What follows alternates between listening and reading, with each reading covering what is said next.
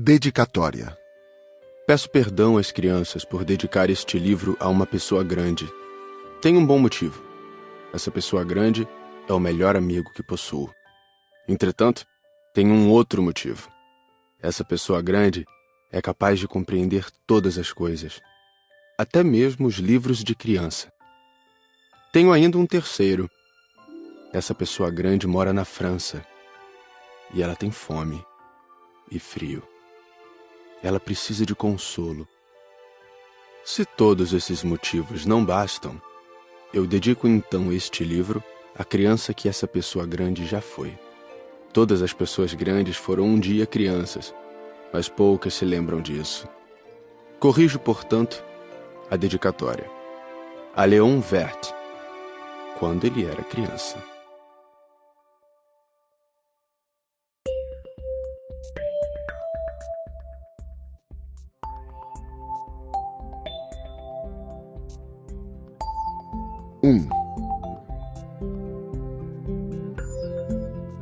Certa vez, quando tinha 6 anos, vi num livro sobre a Floresta Virgem, Histórias Vividas, uma impressionante gravura. Ela representava uma jiboia engolindo um animal.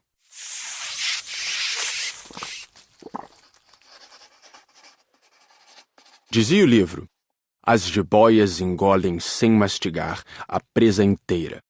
Em seguida, não podem mover-se e dormem os 6 meses da digestão. Refleti muito sobre as aventuras da selva e fiz, com lápis de cor, o meu primeiro desenho. Mostrei minha obra-prima às pessoas grandes e perguntei se o meu desenho lhes dava medo. Responderam-me: por que é que um chapéu daria medo? Meu desenho não representava um chapéu, representava uma jiboia digerindo um elefante. Desenhei então o interior da jiboia, a fim de que as pessoas grandes pudessem entender melhor. Elas têm sempre necessidade de explicações detalhadas.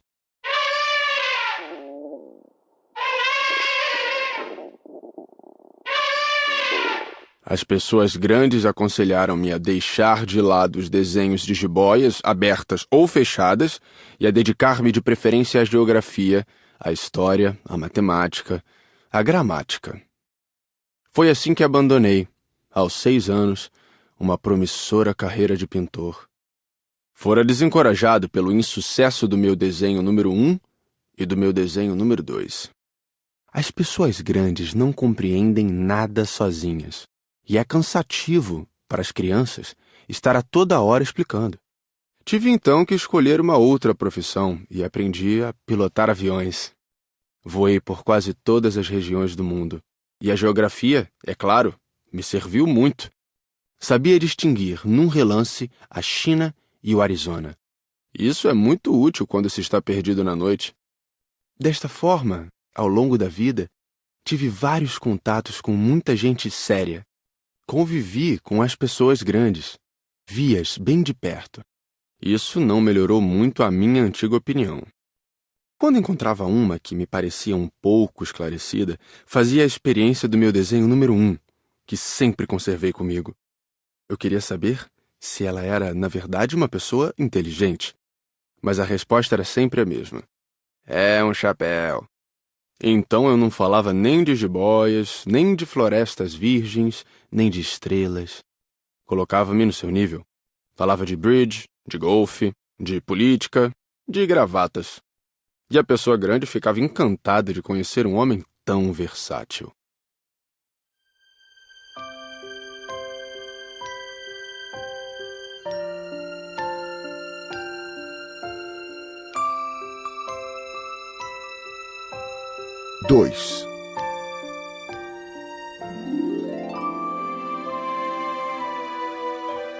Vivi, portanto, só, sem alguém com quem pudesse realmente conversar.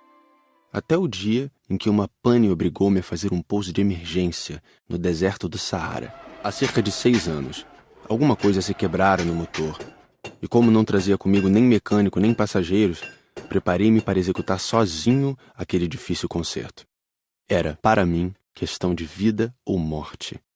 A água que eu tinha para beber só dava para 8 dias.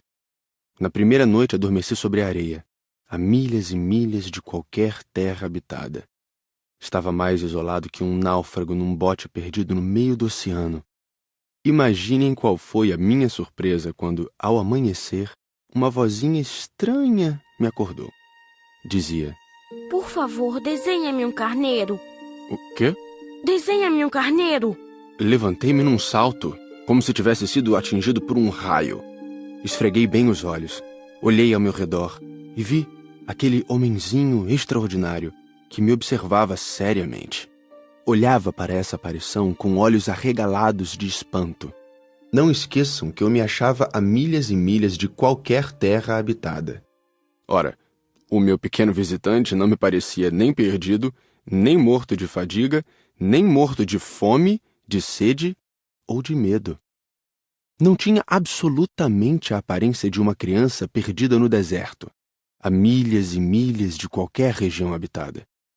Quando consegui finalmente falar, perguntei-lhe: Mas que fazes aqui? E ele repetiu então, lentamente, como se estivesse dizendo algo muito sério: Por favor, desenha-me um carneiro. Quando o mistério é impressionante demais, a gente não ousa desobedecer.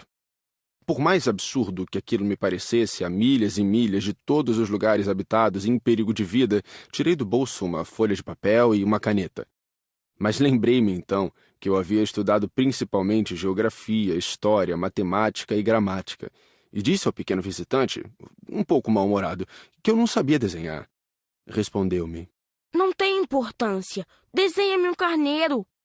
Como jamais houvesse desenhado um carneiro, refiz para ele um dos 2 únicos desenhos que sabia, o da jiboia fechada.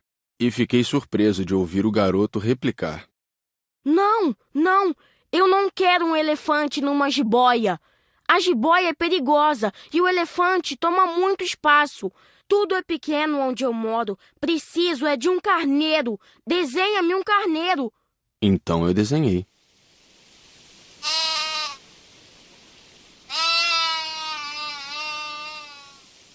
Olhou atentamente e disse: Não, esse já está muito doente. Desenha outro. Desenhei de novo. O meu amigo sorriu paciente.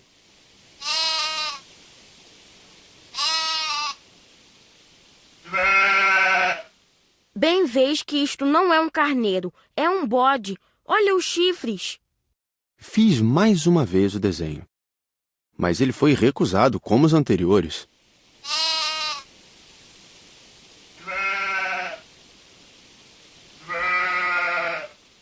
Esse aí é muito velho. Quero um carneiro que viva há muito tempo.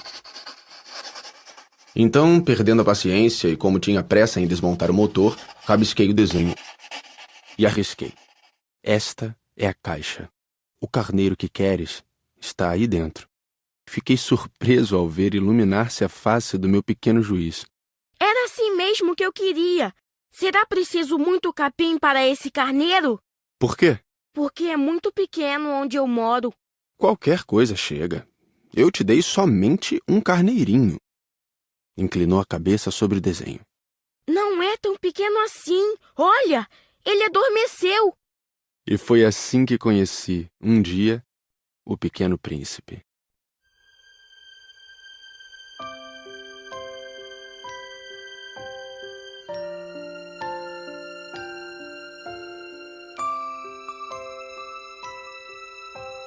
Três.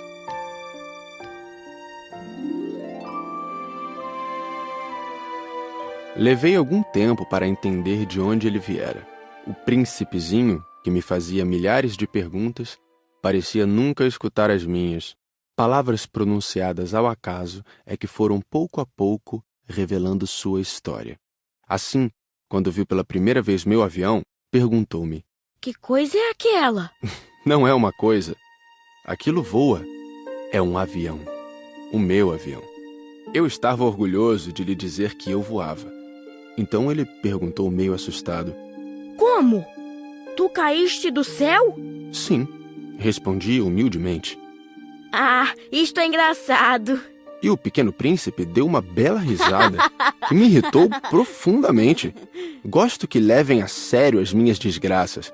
Em seguida acrescentou: Então tu também vens do céu. De que planeta tu és? Vislumbrei um clarão no mistério da sua origem e perguntei repentinamente: Tu vens então de outro planeta? Mas ele não me respondeu. Balançava lentamente a cabeça observando o meu avião. É verdade que nisto aí não podes ter vindo de muito longe. Mergulhou então num pensamento que durou algum tempo. Depois, tirando do bolso o meu carneiro, ficou contemplando seu tesouro. Imaginem como eu ficara intrigado com aquela simples menção sobre os outros planetas. Esforcei-me então por saber um pouco mais. De onde vens, meu caro? Onde é tua casa? Para onde queres levar meu carneiro? Ficou algum tempo em silêncio e depois respondeu: O bom é que a caixa que me deste poderá de noite servir de casa para ele. Sem dúvida. E se tu fores um bom menino, te darei também uma corda para amarrá-lo durante o dia e uma estaca para prendê-lo. A proposta pareceu chocá-lo. Amarrar? Que ideia estranha! Mas se tu não o amarras, ele vai-se embora e se perde. E meu amigo deu uma nova risada. Mas onde queres que ele vá? Não sei. Por aí, andando sempre em frente. Então o pequeno príncipe disse, muito sério: Não faz mal, é tão pequeno onde moro. E depois, talvez com um pouco de melancolia, acrescentou ainda: Quando a gente anda sempre em frente, não pode mesmo ir muito longe.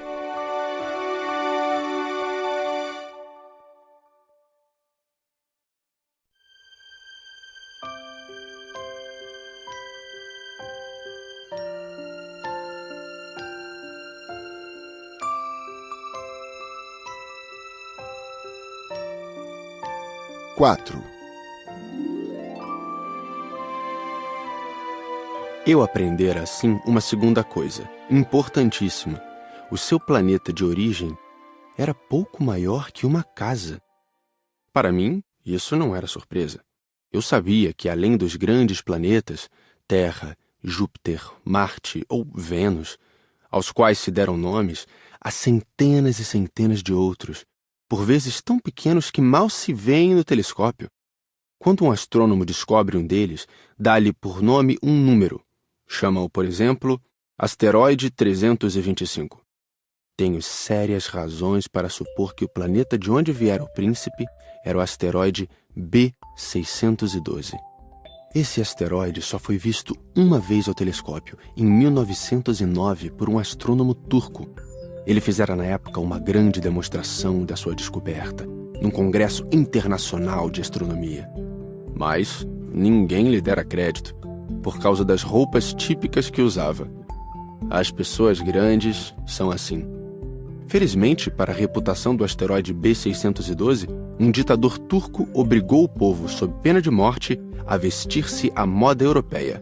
O astrônomo repetiu sua demonstração em 1920, vestido numa elegante casaca. Então, dessa vez, todo mundo acreditou.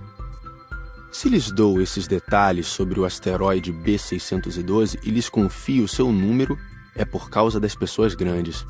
Elas adoram os números. Quando a gente lhes fala de um novo amigo, as pessoas grandes jamais se interessam em saber como ele realmente é. Não perguntam nunca: qual é o som da sua voz? Quais os brinquedos que prefere? Será que ele coleciona borboletas? Mas perguntam: qual é a sua idade? Quantos irmãos ele tem? Quanto pesa? Quanto ganha seu pai? Somente assim é que elas julgam conhecê-lo. Se dizemos às pessoas grandes: vi uma bela casa de tijolos cor-de-rosa, gerânios na janela, pombas no telhado, elas não conseguem de modo algum fazer uma ideia da casa. É preciso dizer-lhes: vi uma casa de 600 mil reais. Então elas exclamam: que beleza! Assim, se a gente lhes disser: a prova de que o príncipezinho existia é que ele era encantador, que ele ria e que ele queria um carneiro. Quando alguém quer um carneiro, é porque existe. Elas pouco se importarão e nos chamarão de criança. Mas se dissermos: o planeta de onde ele vinha é o asteroide B612, ficarão inteiramente convencidas e não amolarão com perguntas. Elas são assim mesmo. É preciso não lhes querer mal por isso.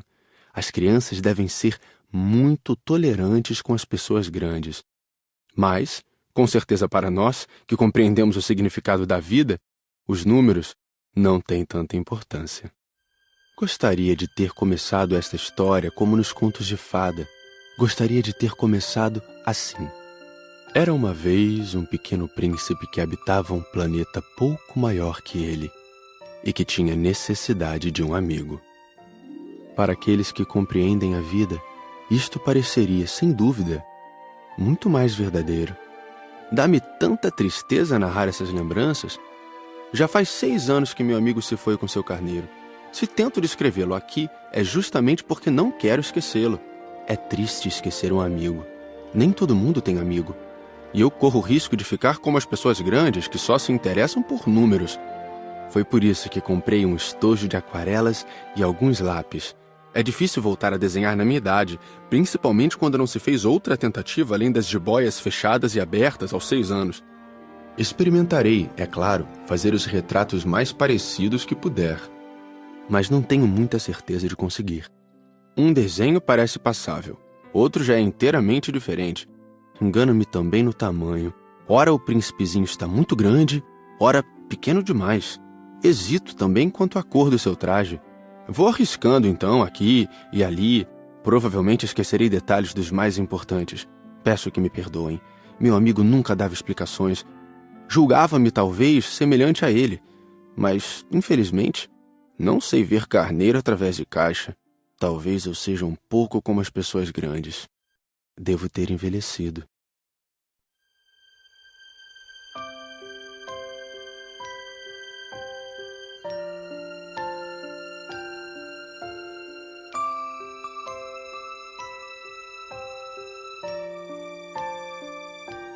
Cinco.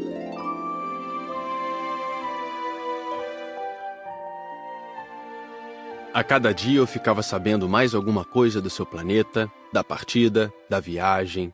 Mas isso devagarinho, ao acaso das informações colhidas de suas observações.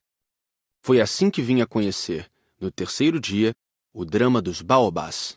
Dessa vez ainda foi graças ao carneiro, pois de repente o pequeno príncipe me perguntou como se tivesse um sério problema. É verdade que os carneiros comem arbustos? Sim, é verdade. Ah, que bom! Não entendi imediatamente por que era tão importante que os carneiros comessem arbustos, mas o pequeno príncipe acrescentou. Portanto, eles comem também os baobás? Expliquei ao príncipezinho que os baobás não são arbustos, mas árvores grandes como igrejas, e que, mesmo que ele levasse consigo toda uma manada de elefantes, eles não chegariam a destruir um único baobá. A ideia de uma manada de elefantes fez o pequeno príncipe rir. Seria preciso colocar um em cima do outro. Mas, sabiamente, observou em seguida. Os baobás, antes de crescer, são pequenos. É verdade. Mas por que tu desejas que os carneiros comam os baobás pequenos? Bem, vejamos. E foi-me preciso um grande esforço para decifrar sozinho esse problema. De fato, no planeta do Pequeno Príncipe havia, como em todos os outros planetas, ervas boas e más. Consequentemente, sementes boas de ervas boas, sementes más de ervas más. Mas as sementes são invisíveis. Elas dormem nas entranhas da terra até que uma cisme de despertar. Então, ela se espreguiça e lança timidamente para o sol um inofensivo galinho. Se é de roseira ou rabanete, podemos deixar que cresça à vontade. Mas quando percebemos que se trata de uma planta ruim, é preciso que a arranquemos imediatamente. Ora, havia sementes terríveis no planeta do Pequeno Príncipe. As sementes de baobá. O solo do planeta estava infestado. E quando não se descobre que aquela plantinha é um baobá, nunca mais a gente consegue se livrar dele, pois suas raízes penetram o planeta todo, atravancando-o. E se o planeta é pequeno e os baobás numerosos, o planeta acaba rachando. É uma questão de disciplina, me disse mais tarde o príncipezinho. Quando a gente acaba a toalete da manhã, começa a fazer com cuidado a toalete do planeta. É preciso que nos habituemos a arrancar regularmente os baobás, logo que se diferenciem das roseiras, com as quais muitos se parecem quando pequenos. É um trabalho sem graça, mas de fácil execução. E um dia, aconselhou-me a fazer um belo desenho para que as crianças do meu planeta tomassem consciência desse perigo. Se algum dia tiverem de viajar, explicou-me, poderá ser útil para elas. Às vezes, não há inconveniente em protelar um trabalho, mas, quando se trata de baobás, é sempre uma catástrofe. Conheci um planeta habitado por um preguiçoso. Ele havia deixado que ali crescessem 3 arbustos. E, de acordo com as orientações do Pequeno Príncipe, desenhei o tal planeta. Não gosto de assumir o tom de moralista, mas o perigo dos baobás é tão pouco conhecido e tão grandes são os riscos para aquele que um dia se perdesse num asteroide que, ao menos uma vez, abro exceção e digo: crianças, cuidado com os baobás.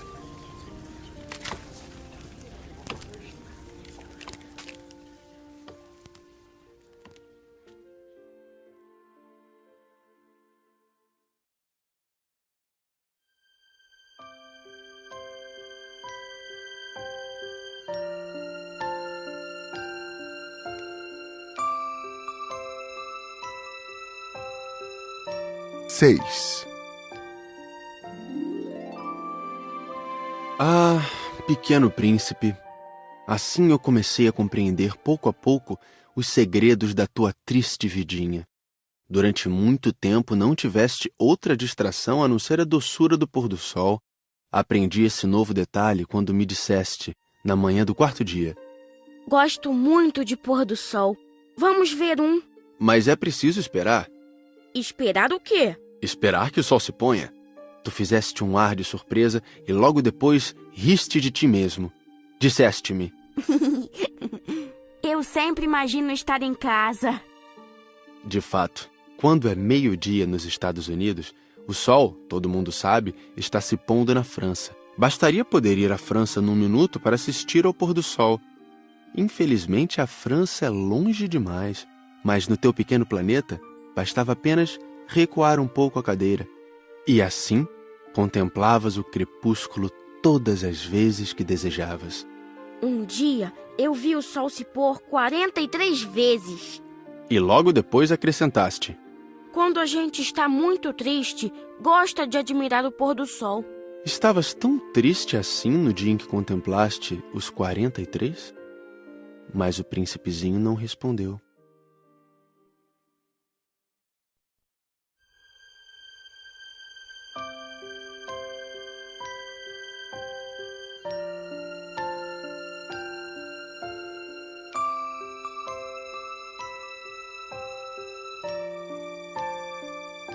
Sete.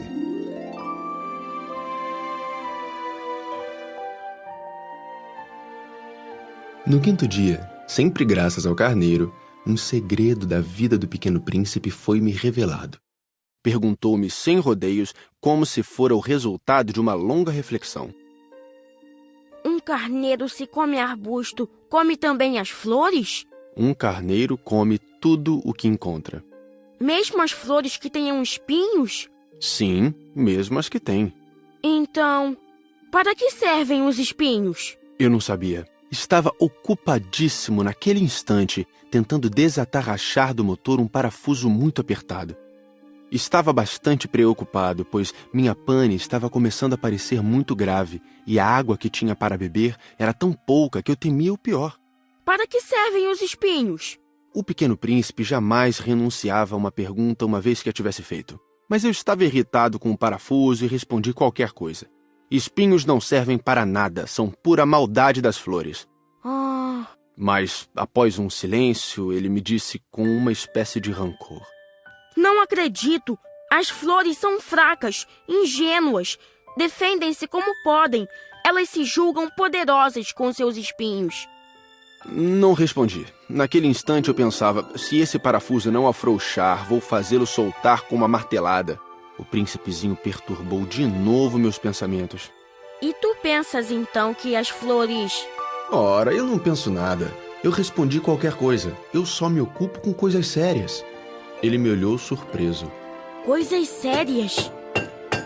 Ele me via de martelo em punho, dedos sujos de graxa, curvado sobre um objeto que lhe parecia ser muito feio. Tu falas como as pessoas grandes. Senti um pouco de vergonha, mas ele acrescentou, implacável. Tu confundes todas as coisas, misturas tudo. Ele estava realmente muito irritado. Sacudia ao vento seus cabelos dourados. Eu conheço um planeta onde há um sujeito vermelho, quase roxo. Nunca cheirou uma flor, nunca olhou uma estrela, nunca amou ninguém. Nunca fez outra coisa senão contas. E o dia todo repete, como tu: eu sou um homem sério, eu sou um homem sério. E isso faz inchar-se de orgulho. Mas ele não é um homem, é um cogumelo. Um quê? Um cogumelo. O príncipe estava agora pálido de cólera. Há milhões e milhões de anos que as flores produzem espinhos. Há milhões e milhões de anos que, apesar disso, os carneiros as comem. E não será importante procurar saber por que elas perdem tanto tempo produzindo espinhos inúteis.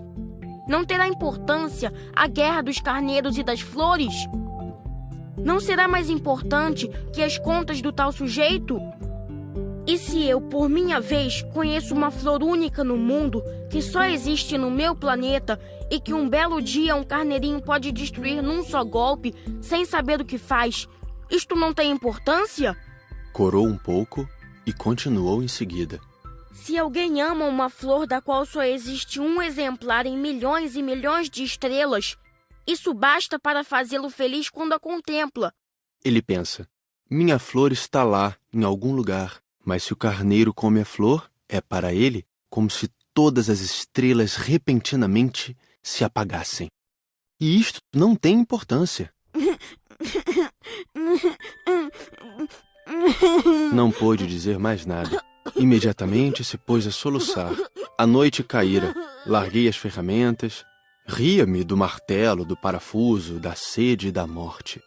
Havia numa estrela, num planeta, o meu, a Terra, um príncipezinho a consolar. Tomei-o nos braços, embalei-o e lhe dizia: a flor que tu amas não está em perigo. Vou desenhar uma mordaça para o carneiro, uma cerca para a tua flor. Eu não sabia mais o que dizer.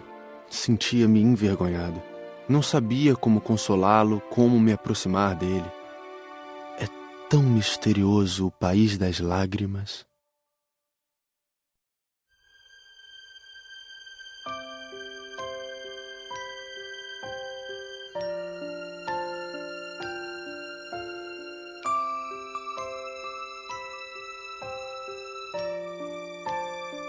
Oito. Logo, aprendi a conhecer melhor aquela flor. Sempre houvera no planeta do Pequeno Príncipe flores muito simples, ornadas de uma só fileira de pétalas, e que não ocupavam espaço nem incomodavam ninguém. Apareciam pela manhã na relva e à tarde já murchavam. Mas aquela brotara um dia de uma semente trazida não se sabe de onde. E o príncipezinho resolvera vigiar de perto o pequeno broto, que era tão diferente dos outros.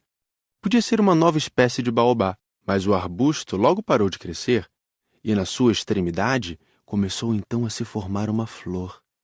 O pequeno príncipe, que assistia ao surgimento de um enorme botão, pressentiu que dali sairia uma aparição miraculosa. Mas a flor não acabava mais de preparar sua beleza no seu verde aposento. Escolhia as cores com cuidado, vestia-se lentamente, ajustava uma a uma suas pétalas. Não queria sair como os cravos amarrotada. Ela queria aparecer no esplendor da sua beleza. Ah, sim! Sua misteriosa toilette, portanto, demorara alguns dias. E eis que numa manhã, justamente à hora do sol nascer, ela se mostrou. E ela, que se preparara com tanto esmero, disse bocejando: Ah, eu acabo de despertar. Desculpa, estou ainda toda despenteada. O príncipezinho, então, não pôde conter o seu espanto. Como és bonita! É verdade. E nasci ao mesmo tempo que o sol. O pequeno príncipe percebeu logo que a flor não era modesta, mas ela era tão envolvente. Creio que é hora do café da manhã. Tu poderias cuidar de mim. E o príncipezinho, atordoado, tendo ido buscar um regador com água fresca, aguou a flor. Assim, ela logo começou a atormentá-lo com sua doentia vaidade. Um dia, por exemplo, falando dos seus 4 espinhos, dissera ao pequeno príncipe: Os tigres, eles podem aparecer com suas garras. Não há tigres no meu planeta. Além disso, tigres não comem ervas. Não sou uma erva. Perdoa-me. Não tenho receio dos tigres, mas tenho horror das correntes de ar. Não terias, por acaso, um paravento? Horror das correntes de ar. Isso não é bom para uma planta. É bem complicada essa flor. À noite me colocarás sob uma redoma de vidro. Faz muito frio no teu planeta. Não é nada confortável. De onde eu venho... De repente, calou-se. Viera em forma de semente. Não pudera conhecer nada dos outros mundos. Encabulada por se ter sido surpreendida com uma mentira tão tola, tossiu 2 ou 3 vezes e, para fazê-lo sentir-se culpado, pediu: E o paravento? Ia buscá-lo, mas tu me falavas... Então ela forçou a tosse para causar-lhe remorso. Assim o príncipezinho, apesar da sinceridade do seu amor, logo começara a duvidar dela. Levara a sério palavras sem importância, e isto o fez sentir-se muito infeliz. Não devia tê-la escutado, confessou-me um dia. Não se deve nunca escutar as flores. Basta admirá-las, sentir seu aroma. A minha perfumava todo o meu planeta, mas eu não sabia como desfrutá-la. Aquela história das garras, que tanto me irritara, devia ter me enternecido. Confessou-me ainda. Não soube compreender coisa alguma. Deveria tê-la julgado por seus atos, não pelas palavras. Ela exalava perfume e me alegrava. Não podia jamais tê-la abandonado. Deveria ter percebido sua ternura por trás daquelas tolas mentiras. As flores são tão contraditórias. Mas eu era jovem demais para saber amá-la.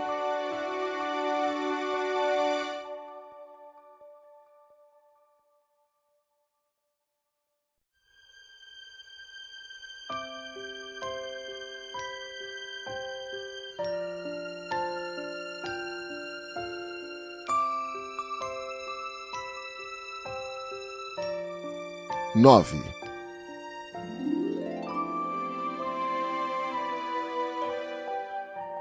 Creio que ele se aproveitou de uma migração de pássaros selvagens para fugir. Na manhã da viagem, pôs o planeta em ordem, revolveu cuidadosamente seus vulcões. Ele possuía 2 vulcões em atividade, e era muito cômodo para esquentar o café da manhã. Possuía também um vulcão extinto, mas, como ele dizia, nunca se sabe. Revolveu também o extinto. Se são bem resolvidos, os vulcões queimam lentamente, constantemente, sem erupções. As erupções vulcânicas são como fagulhas de lareira. Aqui na Terra, nós somos muito pequenos para revolver os vulcões. Por isso é que eles nos causam tanto dano. O pequeno príncipe arrancou também, não sem um pouco de tristeza, os últimos rebentos de baobás.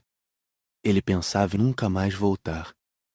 Mas todos esses trabalhos rotineiros lhe pareceram naquela manhã extremamente agradáveis.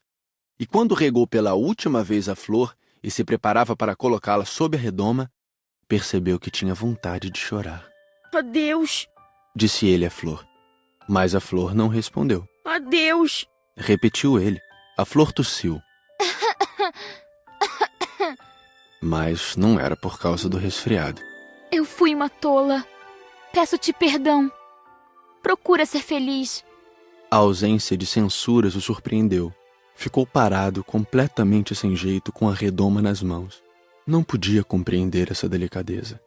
É claro que eu te amo. Foi minha culpa não perceberes isso. Mas não tem importância. Foste tão tolo quanto eu. Tenta ser feliz. Larga esta redoma. Não preciso mais dela. Mas o vento... Não estou tão resfriada assim. O ar fresco da noite me fará bem. Eu sou uma flor. Mas os bichos... Preciso que eu suporte 2 ou 3 larvas se quiser conhecer as borboletas. Dizem que são tão belas. Do contrário, quem virá visitar-me? Tu estarás longe. Quanto aos bichos grandes, não tenho medo deles. Eu tenho as minhas garras. E ela mostrava ingenuamente seus 4 espinhos. Em seguida acrescentou: Não demores assim, que é exasperante. Tu decidiste partir? Então vai. Pois ela não queria que ele a visse chorar. Era uma flor muito orgulhosa.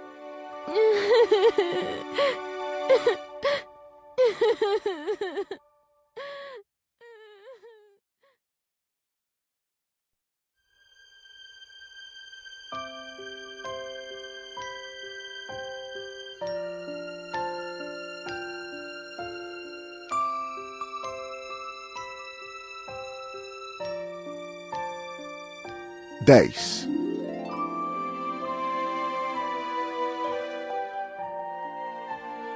Ele se achava na região dos asteroides 325, 326, 327, 328, 329 e 330. Começou então a visitá-los, para desta forma ter uma atividade e se instruir. O primeiro era habitado por um rei. O rei sentava-se, vestido de púrpura e arminho, num trono muito simples, embora majestoso.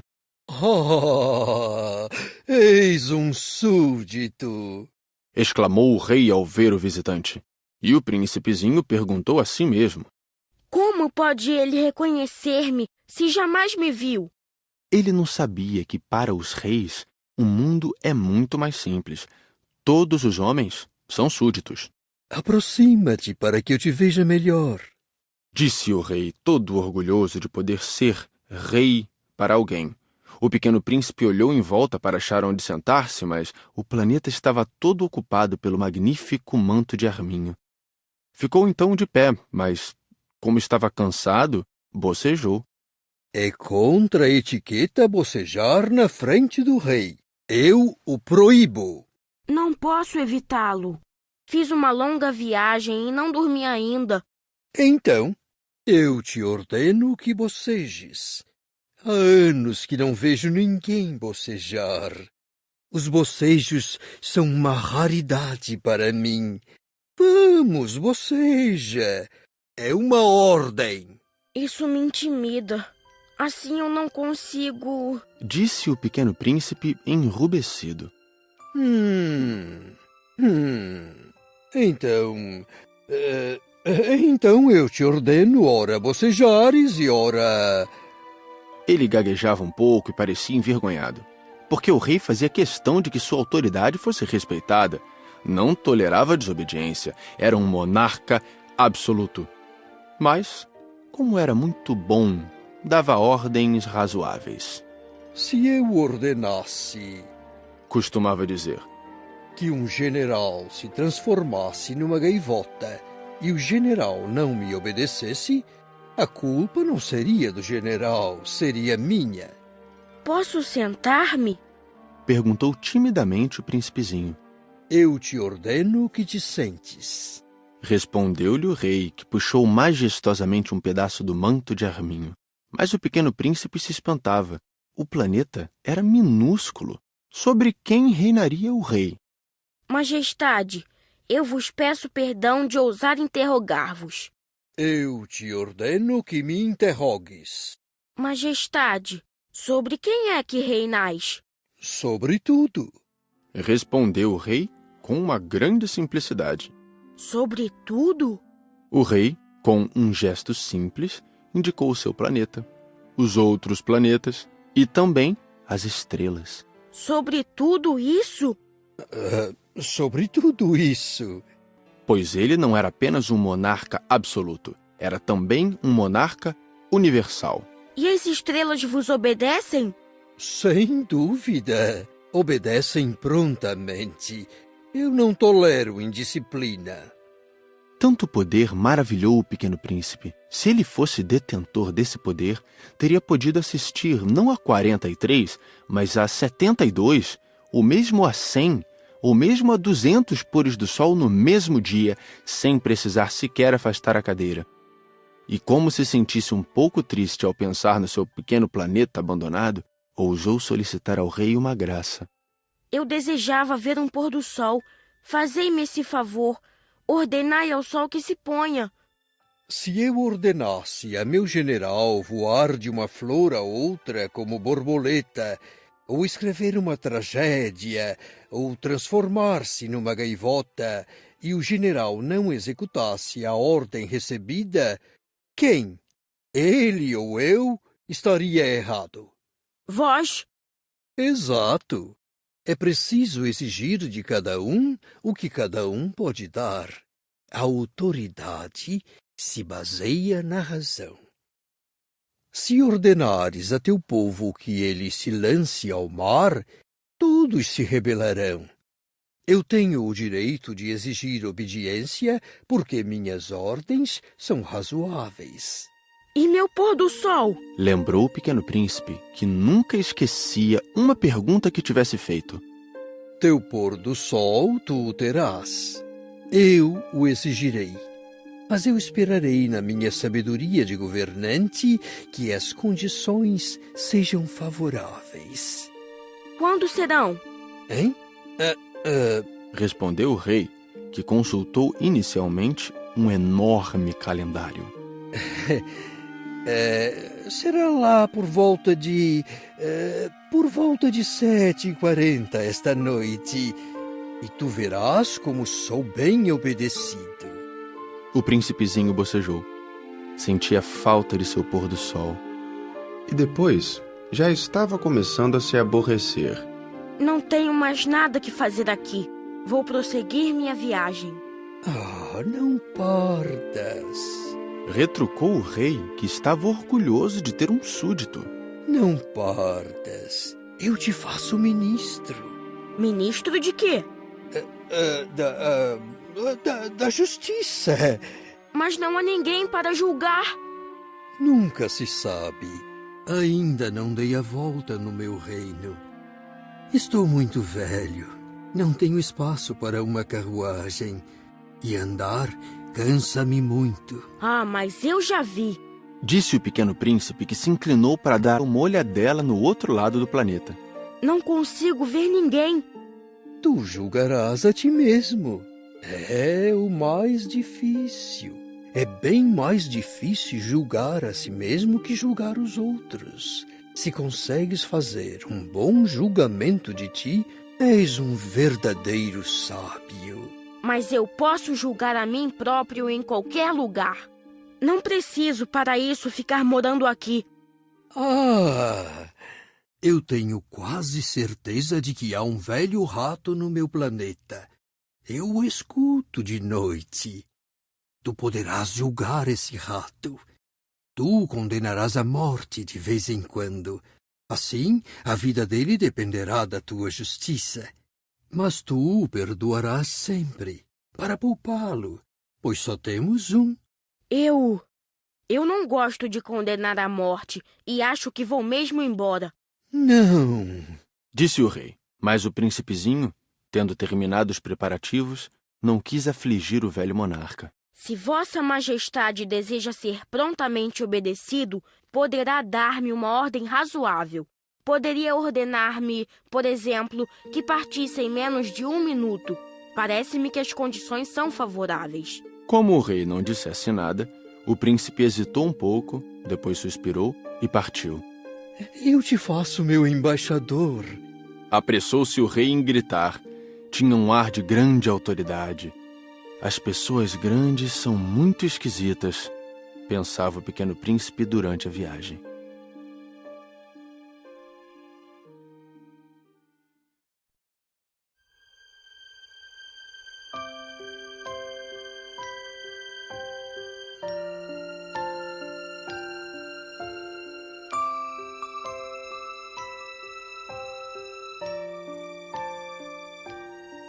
onze,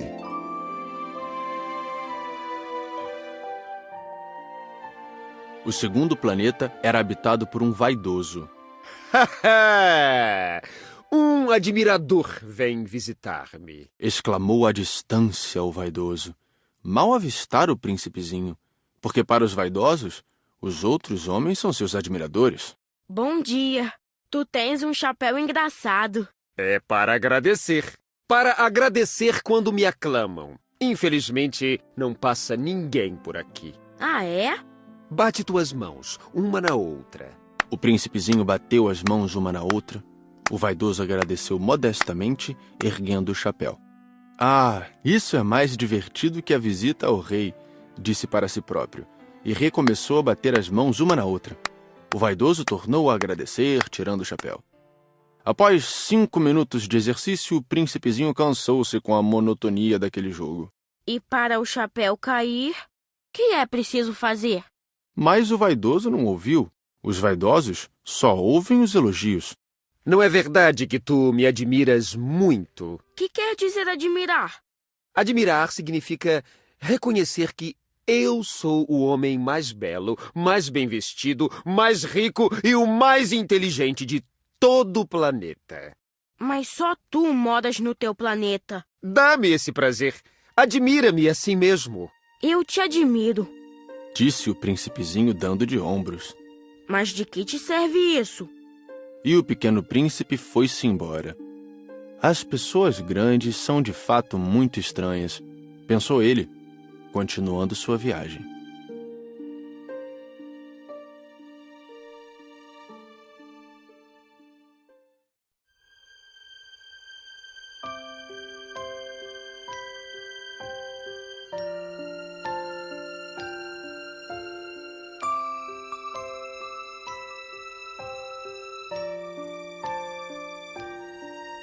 Doze.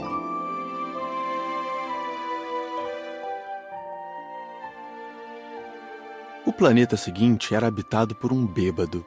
Esta visita foi muito curta, mas deixou o príncipezinho mergulhado numa profunda tristeza. Que fazes aí? Perguntou ele ao bêbado, que se encontrava silenciosamente acomodado diante de inúmeras garrafas vazias e diversas garrafas cheias. Eu bebo, respondeu o bêbado com ar triste. Por que é que bebes? para esquecer. Esquecer o quê? Indagou o príncipezinho, que já começava a sentir pena dele. Esquecer que eu tenho vergonha. Confessou o bêbado, baixando a cabeça. Vergonha de quê? Perguntou o príncipe, que desejava socorrê-lo. Vergonha de beber. Concluiu o beberrão, encerrando-se definitivamente no seu silêncio. E o pequeno príncipe foi-se embora, perplexo.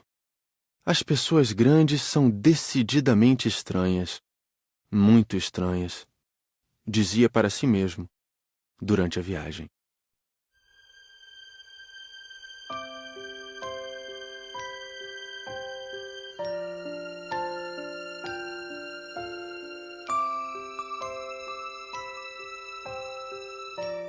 Treze. O quarto planeta era o do empresário. Estava tão ocupado que não levantou sequer a cabeça à chegada do pequeno príncipe. Bom dia. O teu cigarro está apagado. 3 e 2 são 5, 5 e 7, 12, 12 e 3, 15, bom dia, 15 e 7, 22, 22 e 6, 28, não tenho tempo para acendê-lo de novo, 26 e 5, 31, ufa, são 501.622.731. 500 milhões de quê? Hein? Ainda estás aí? 501 milhões de... Eu não sei mais, tenho tanto trabalho, sou um sujeito sério, não me preocupo com futilidades. 2 e 5, 7. 500 milhões de quê? Repetiu o príncipezinho, que nunca na vida renunciara a uma pergunta uma vez que a tivesse feito. O empresário levantou a cabeça. Há 54 anos habito este planeta e só fui incomodado 3 vezes.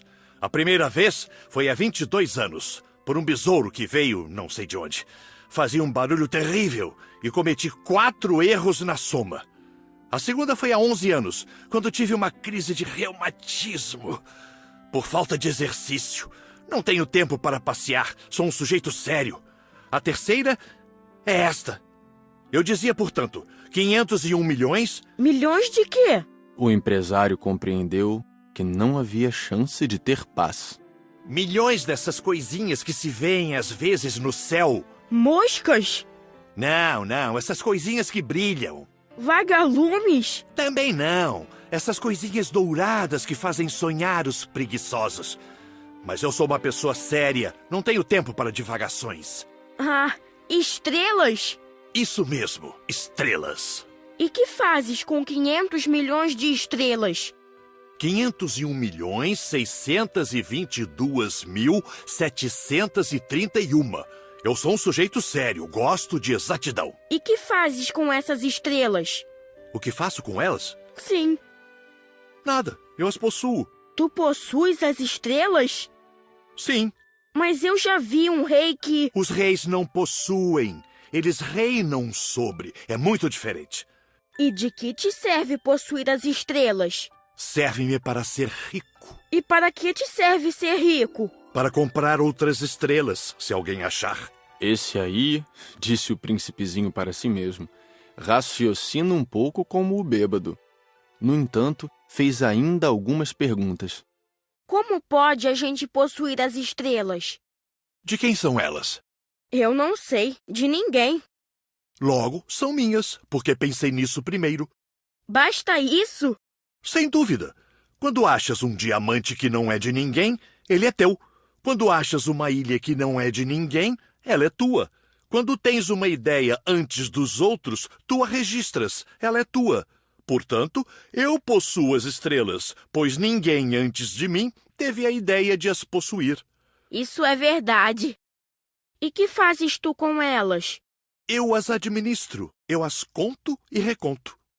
É complicado, mas eu sou um homem sério. O príncipezinho ainda não estava satisfeito. Eu, se possuo um lenço de seda, posso amarrá-lo em volta do pescoço e levá-lo comigo. Se possuo uma flor, posso colhê-la e levá-la comigo.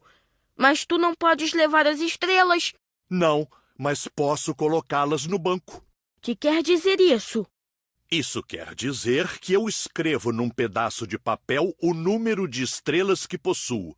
Depois, tranco o papel à chave numa gaveta. Só isso? Isso basta.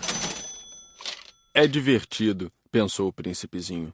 É bastante poético, mas sem muita utilidade. O pequeno príncipe tinha sobre as coisas sérias ideias muito diferentes do que pensavam as pessoas grandes. Eu possuo uma flor que rego todos os dias. Possuo 3 vulcões que revolvo toda semana, porque revolvo também o que está extinto. A gente nunca sabe. É útil para os meus vulcões, é útil para a minha flor que eu os possua. Mas tu não és útil às estrelas. O empresário abriu a boca, mas não encontrou nenhuma resposta. E o príncipezinho se foi. As pessoas grandes são mesmo extraordinárias, repetia para si durante a viagem.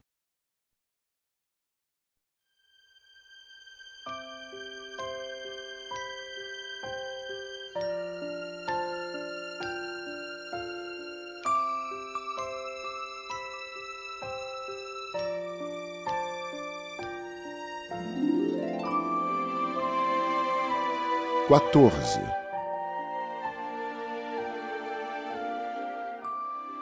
O quinto planeta era muito curioso. Era o menor de todos. Tinha o espaço suficiente para um lampião e para o acendedor de lampiões. O pequeno príncipe não conseguia entender para que serviriam no céu, num planeta sem casa e sem gente, um lampião e o acendedor de lampiões.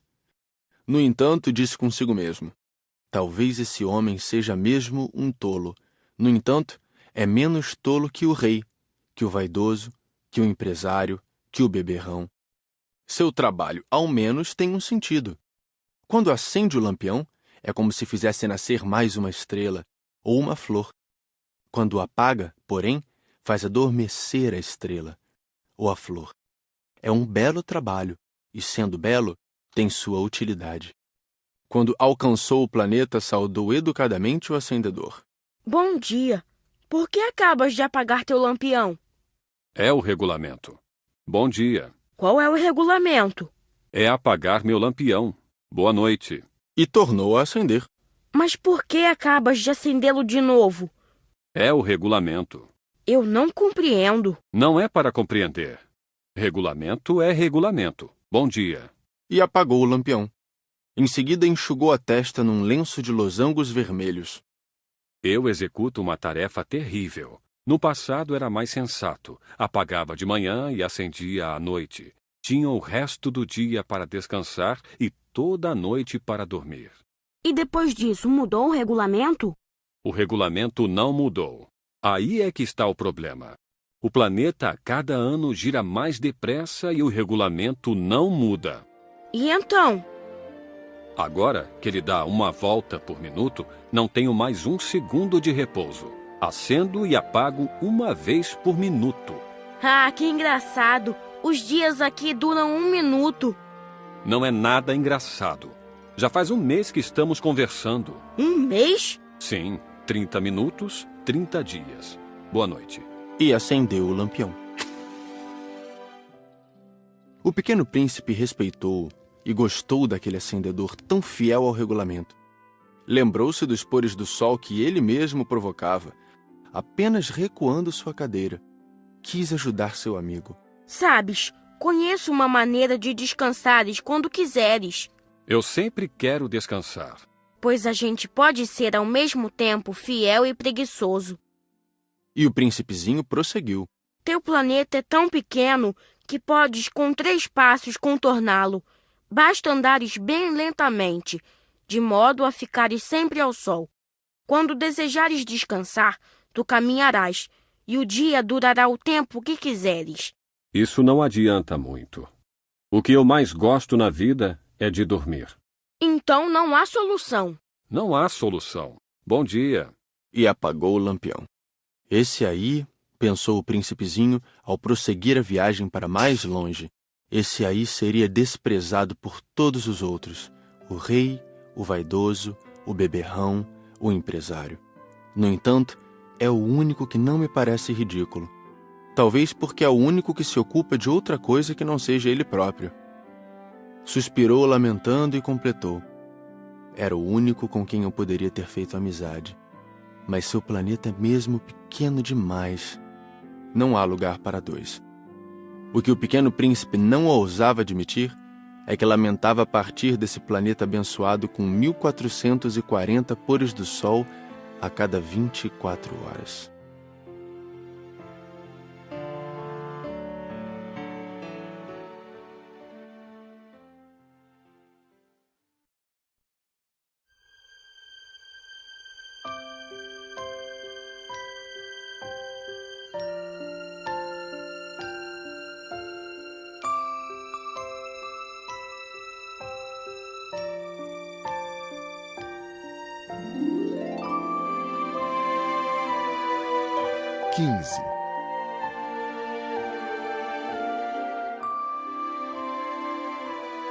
O 6º planeta era 10 vezes maior.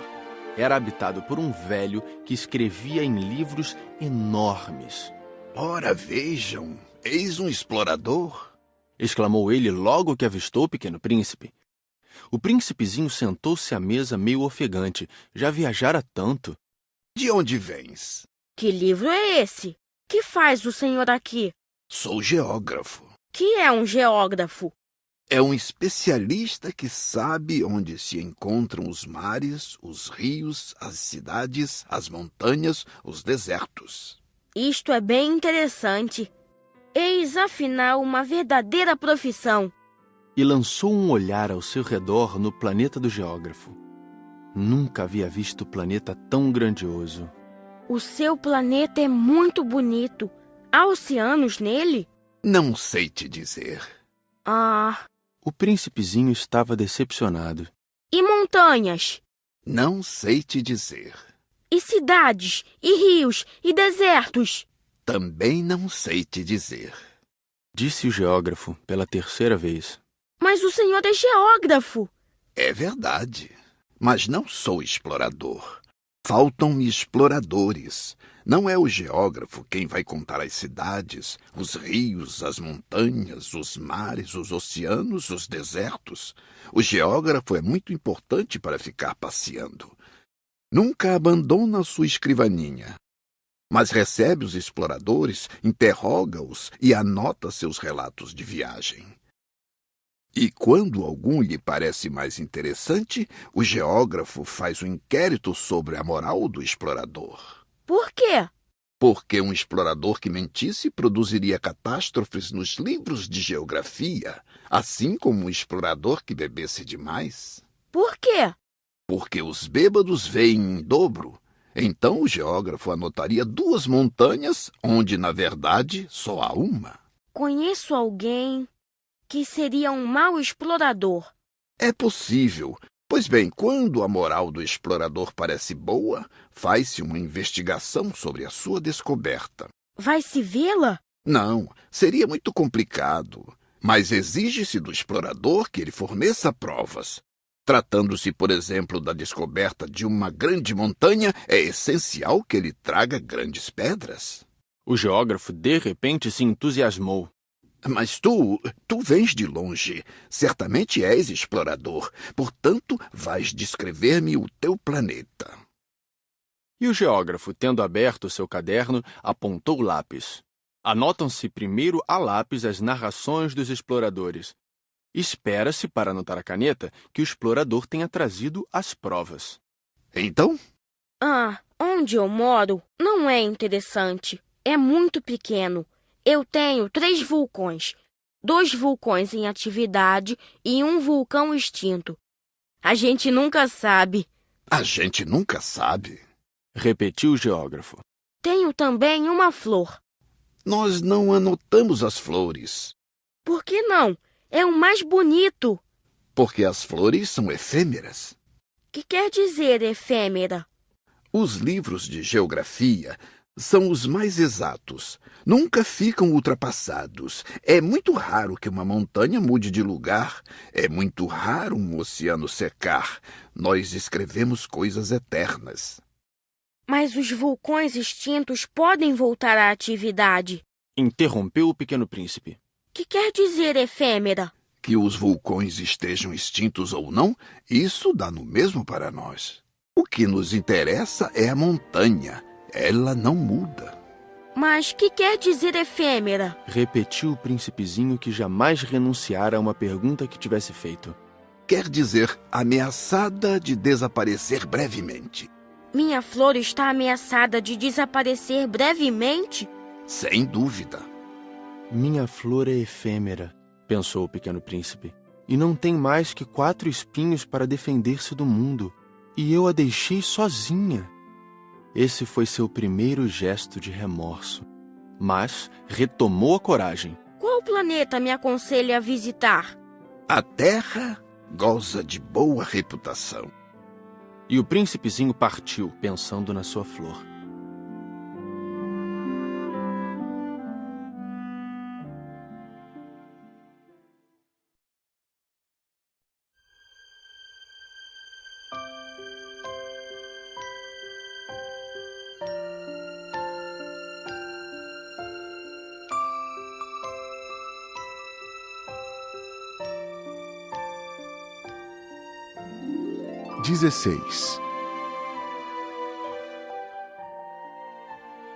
O 7º planeta foi, portanto, a Terra.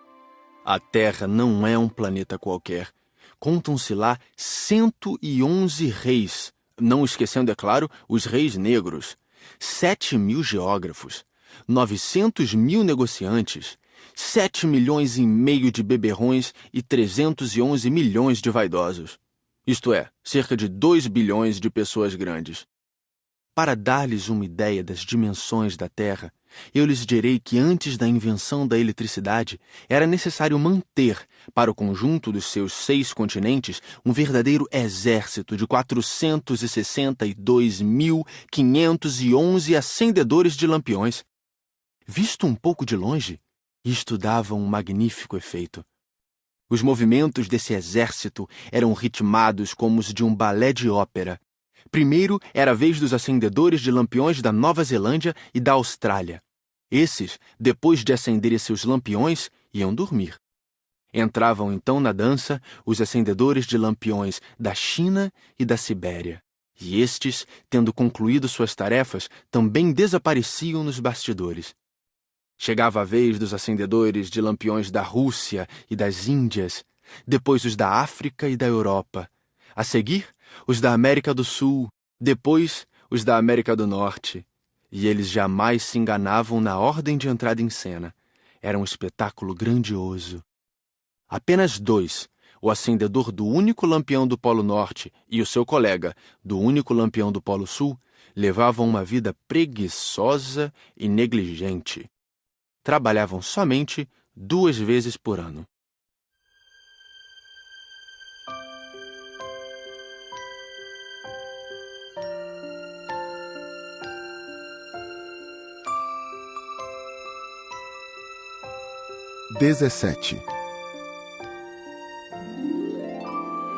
Quando a gente quer fazer graça, às vezes mente um pouco.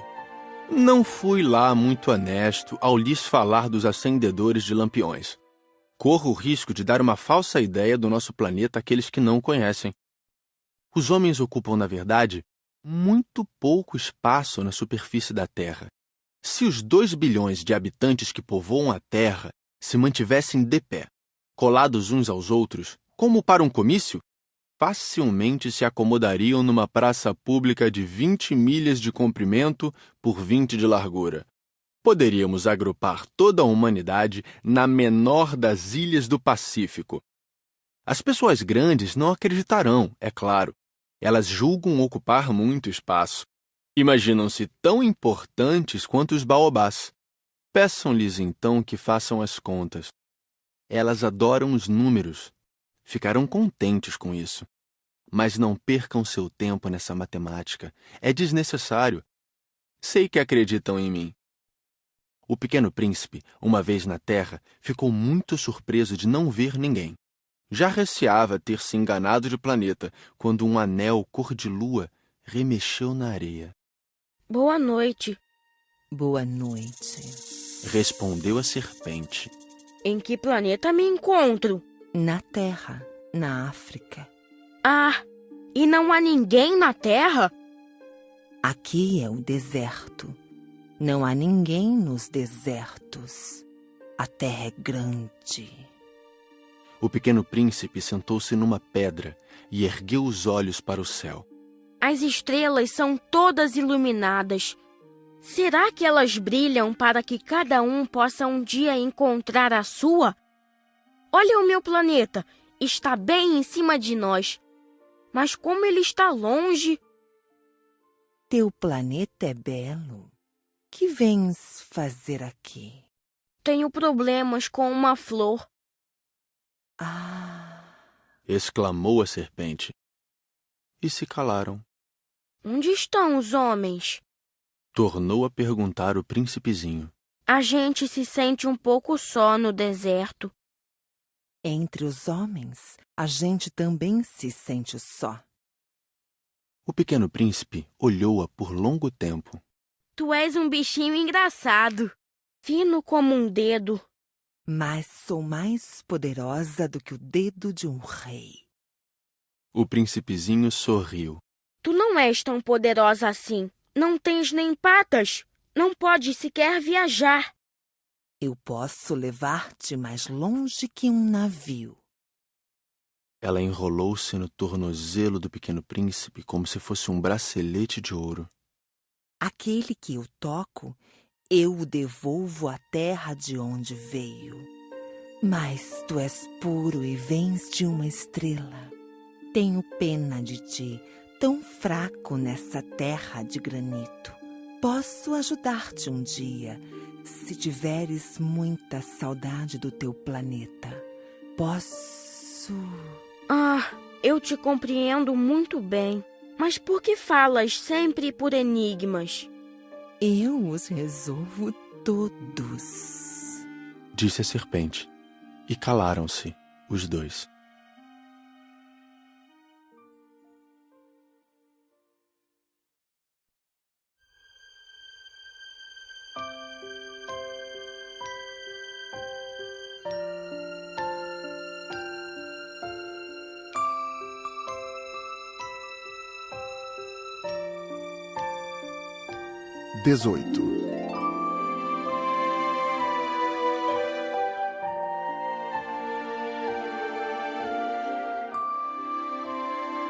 O pequeno príncipe atravessou o deserto e encontrou apenas uma flor de 3 pétalas, uma florzinha insignificante. Bom dia, disse o príncipe. Bom dia, disse a flor. Onde estão os homens? Perguntou ele educadamente. A flor, um dia, vira passar uma caravana. Os homens? Eu creio que existem 6 ou 7. Vi-os faz muito tempo, mas não se pode nunca saber onde se encontram. O vento os leva. Eles não têm raízes. Eles não gostam das raízes. Adeus. Adeus.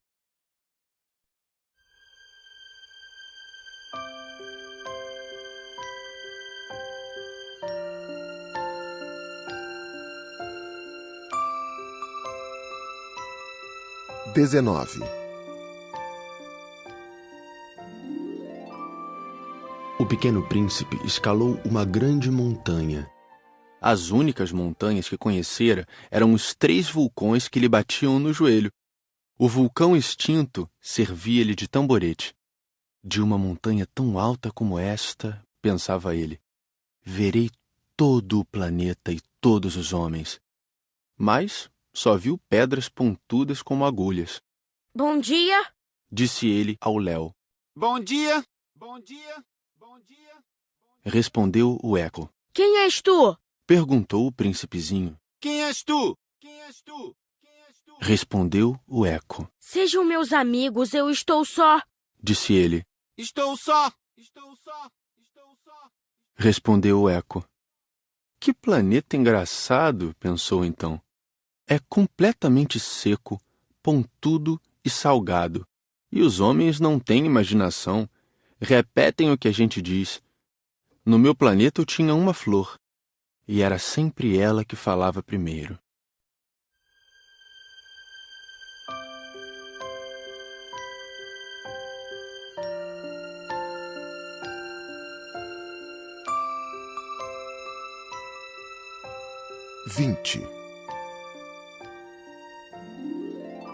Mas aconteceu que o pequeno príncipe, tendo andado muito tempo pelas areias, pelas rochas e pela neve, descobriu, enfim, uma estrada.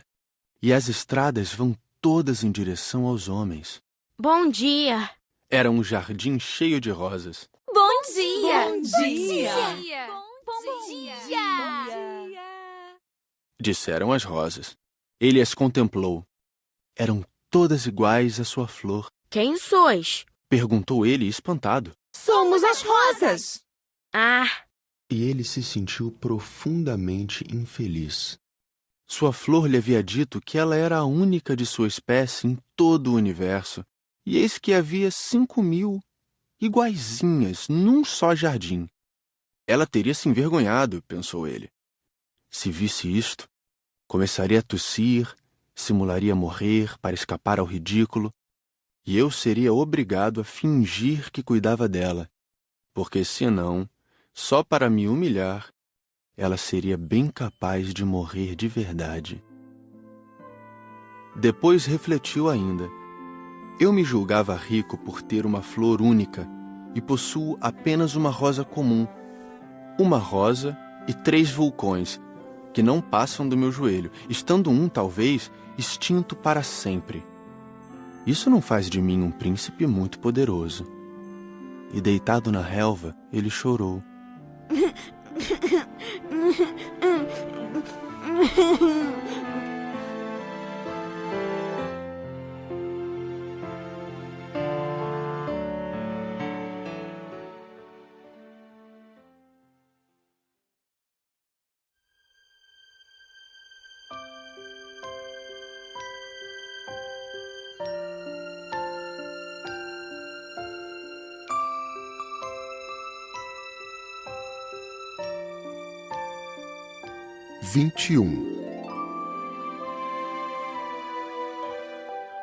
E foi então que apareceu a raposa. Bom dia. Disse a raposa. Bom dia. Respondeu educadamente o pequeno príncipe que, olhando à sua volta, nada viu. Eu estou aqui, Disse a voz. debaixo da macieira. Quem és tu? Tu és bem bonita. Sou uma raposa. Vem brincar comigo. Estou tão triste. Eu não posso brincar contigo. Não me cativaram ainda. Ah, desculpa, disse o príncipezinho, mas após refletir, acrescentou.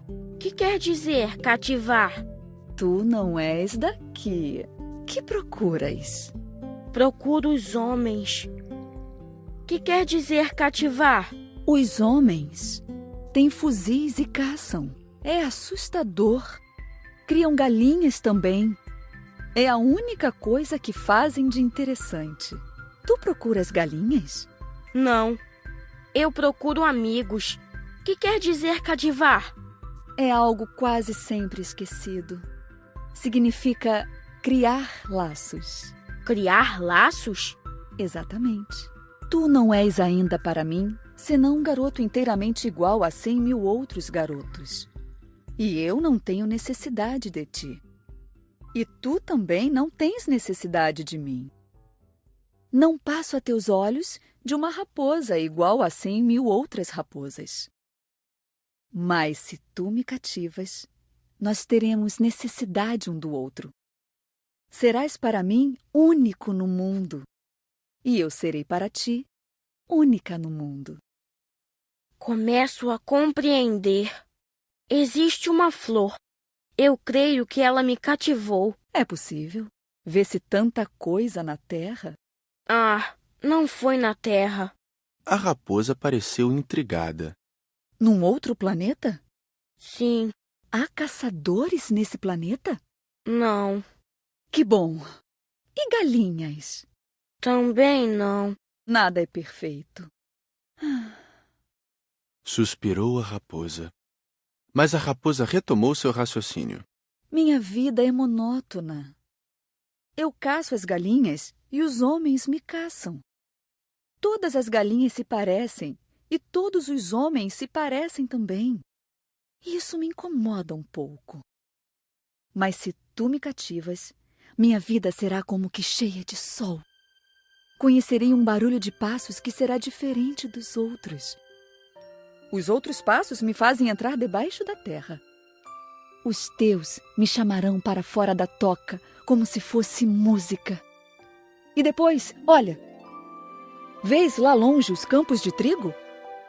Eu não como pão. O trigo para mim não vale nada. Os campos de trigo não me lembram coisa alguma. E isso é triste.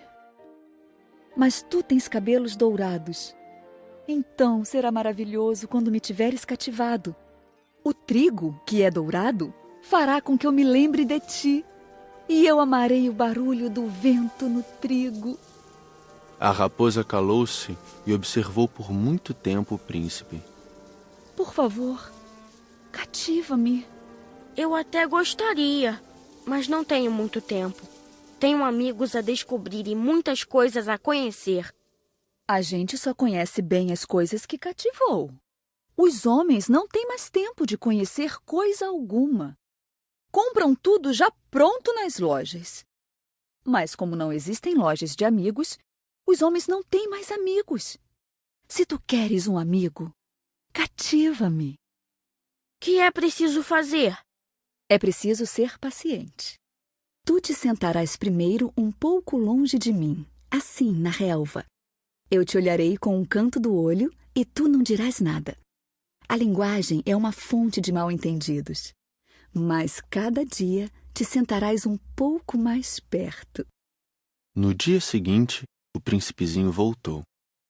Teria sido melhor se voltasses à mesma hora. Se tu vens, por exemplo, às 4 da tarde, desde as 3 eu começarei a ser feliz. Quanto mais a hora for chegando, mais eu me sentirei feliz. Às 4 horas, então, estarei inquieta e agitada. Descobrirei o preço da felicidade. Mas se tu vens a qualquer momento, nunca saberei a hora de preparar meu coração. É preciso que haja um ritual. Que é um ritual? É uma coisa muito esquecida também. É o que faz com que um dia seja diferente dos outros dias, uma hora das outras horas. Os meus caçadores, por exemplo, adotam um ritual. Dançam na quinta-feira com as moças da aldeia. A quinta-feira é então o dia maravilhoso. Vou passear até a vinha. Se os caçadores dançassem em qualquer dia, os dias seriam todos iguais e eu nunca teria férias. Assim, o pequeno príncipe cativou a raposa. Mas, quando chegou a hora da partida, a raposa disse: Ah, eu vou chorar. A culpa é tua. Disse o príncipezinho. Eu não queria te fazer mal, mas tu quiseste que eu te cativasse. Quis. Mas tu vais chorar. Vou. Então, não terás ganho nada. Terei sim, por causa da cor do trigo. Depois ela acrescentou: Vai rever as rosas. Assim compreenderás que a tua é única no mundo. Tu voltarás para me dizer adeus, e eu te presentearei com um segredo. O pequeno príncipe foi rever as rosas. Vós não sois absolutamente iguais à minha rosa. Vós não sois nada ainda. Ninguém ainda vos cativou, nem cativastes ninguém. Sois como era a minha raposa.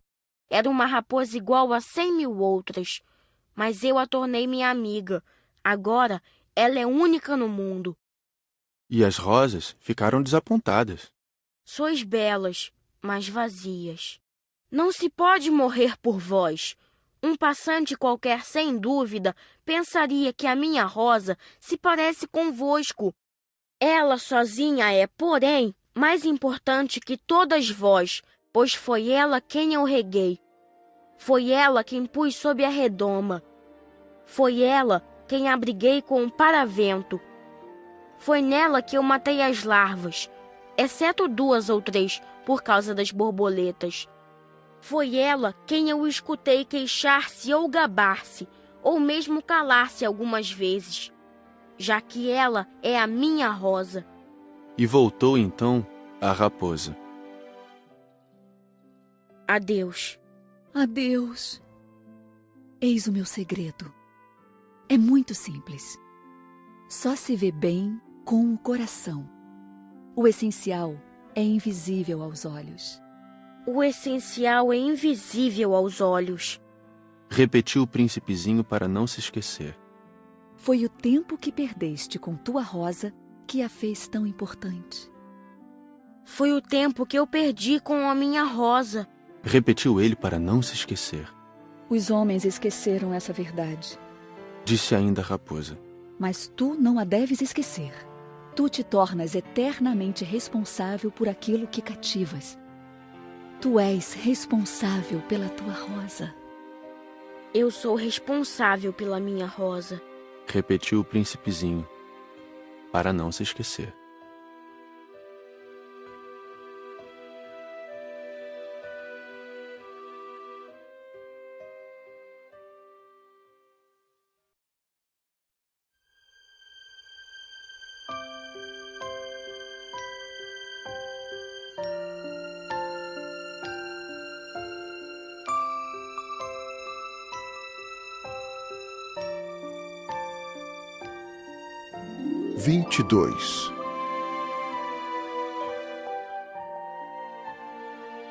Bom dia, disse o pequeno príncipe. Bom dia, respondeu o manobreiro.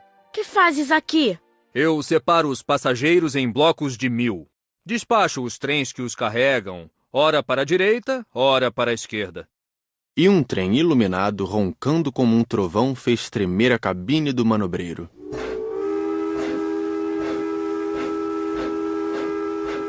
Eles estão com muita pressa.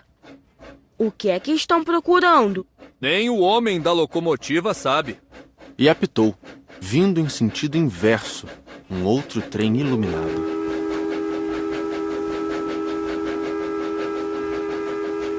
Já estão de volta? Não são os mesmos. É uma troca. Não estavam contentes onde estavam? Nunca estamos contentes onde estamos. E o apito de um terceiro trem iluminado soou. Estão correndo atrás dos primeiros viajantes? Não correm atrás de nada. Estão dormindo lá dentro ou bocejando. Apenas as crianças apertam seus narizes contra as vidraças. Só as crianças sabem o que procuram. perdem tempo com uma boneca de pano e a boneca se torna muito importante. E choram quando ela lhes é tomada. Elas são felizes, disse o manobreiro.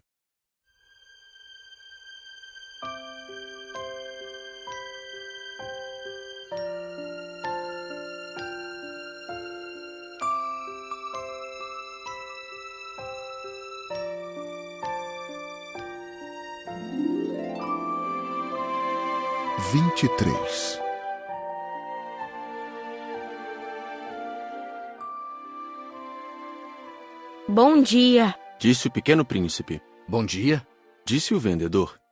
Era um vendedor de pílulas especiais que saciavam a sede. Toma-se uma por semana e não é mais preciso beber. Por que vendes isso? É uma grande economia de tempo. Os peritos calcularam. A gente ganha 53 minutos por semana. E o que se faz com esses 53 minutos? O que a gente quiser. Pensou o pequeno príncipe, se tivesse 53 minutos para gastar, iria caminhando calmamente em direção a uma fonte.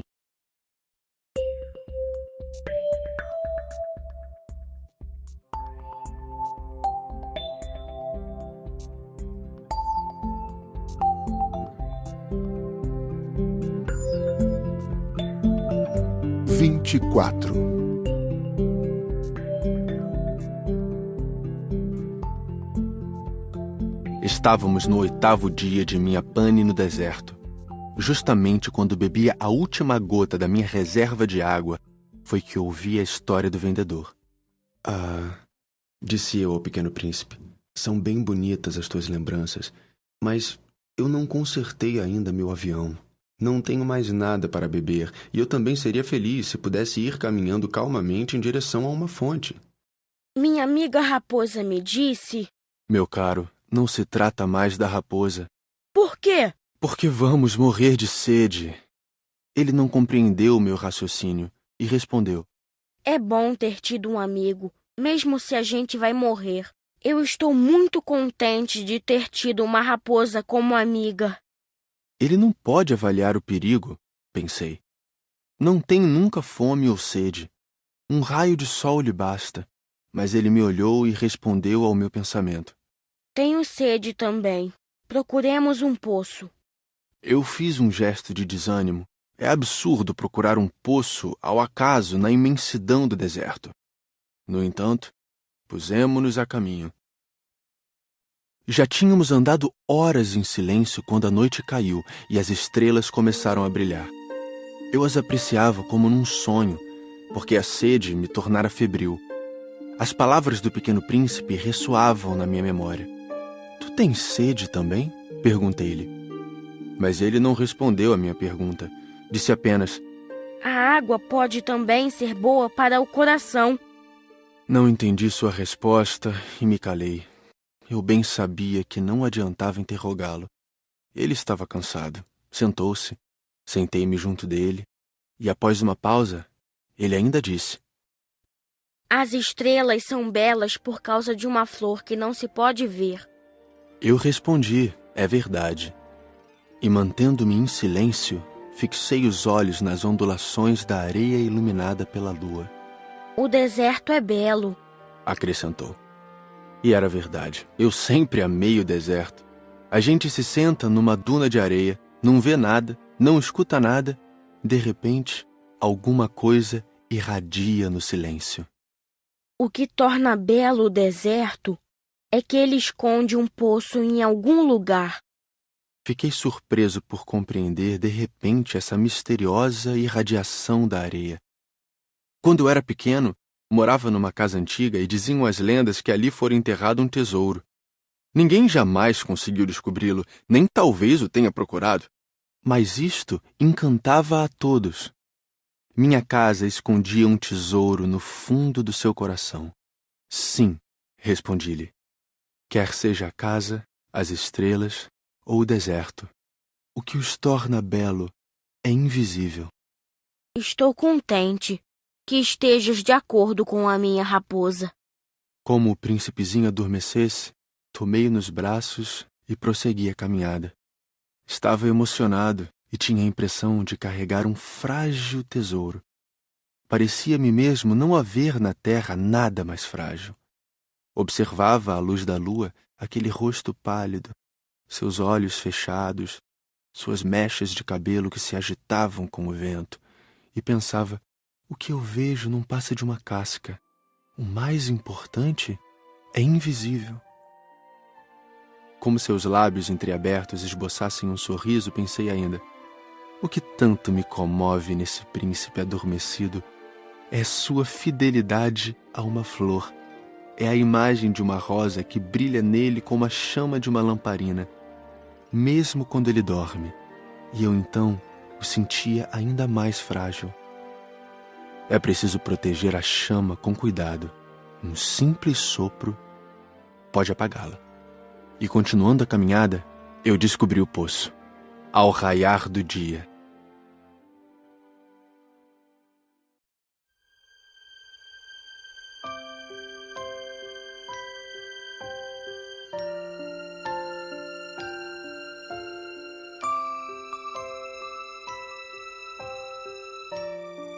(25)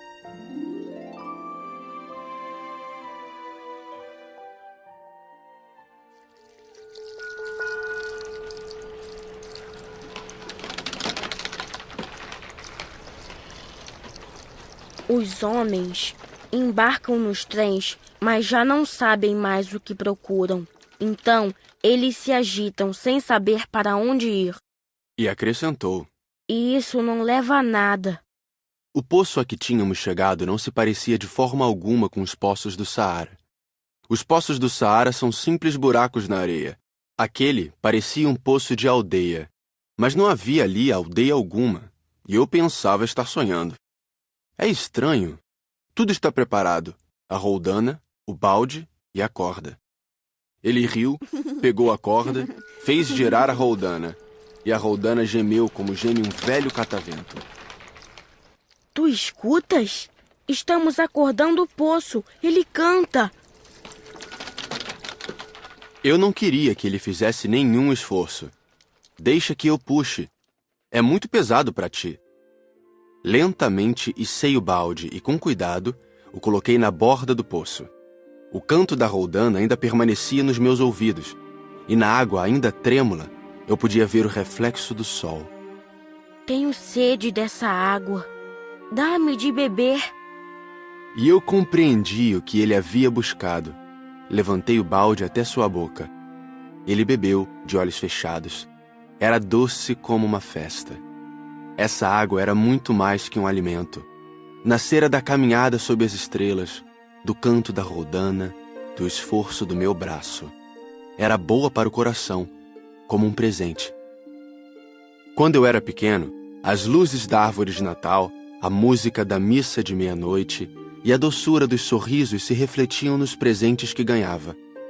Os homens do teu planeta cultivam 5.000 rosas num mesmo jardim e não encontram o que procuram. É verdade.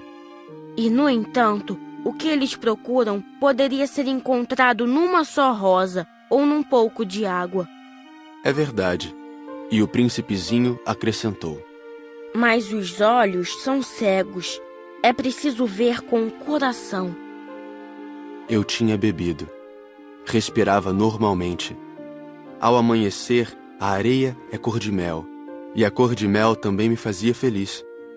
Por que, então, eu estava triste? É preciso que cumpras a tua promessa.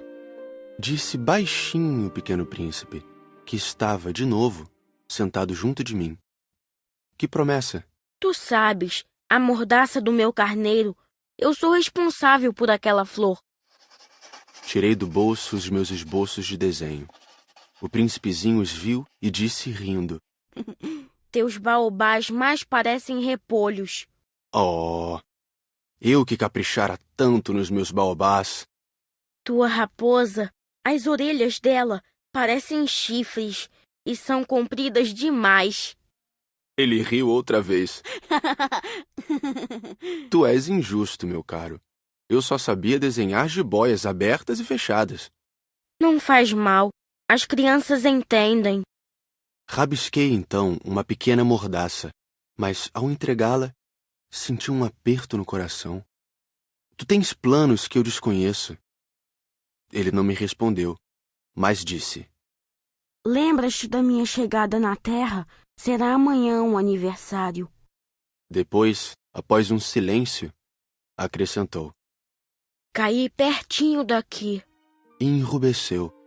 E de novo, sem compreender porquê, eu senti uma estranha tristeza. Entretanto, ocorreu-me perguntar: então não foi por acaso que vagavas sozinho quando te encontrei, há 8 dias, a milhas e milhas de qualquer região habitada? Estavas retornando ao local onde chegaste? Ele enrubesceu novamente. E eu acrescentei, hesitando: talvez por causa do aniversário? O príncipezinho ficou mais vermelho. Não respondia nunca às perguntas, mas quando a gente enrubesce, é o mesmo que dizer sim. Não é verdade? Ah, eu tenho medo. Mas ele me respondeu: Tu deves agora trabalhar, voltar para teu aparelho. Espero-te aqui. Volta amanhã de noite. Mas eu não estava seguro. Lembrava-me da raposa. A gente corre o risco de chorar um pouco quando se deixou cativar.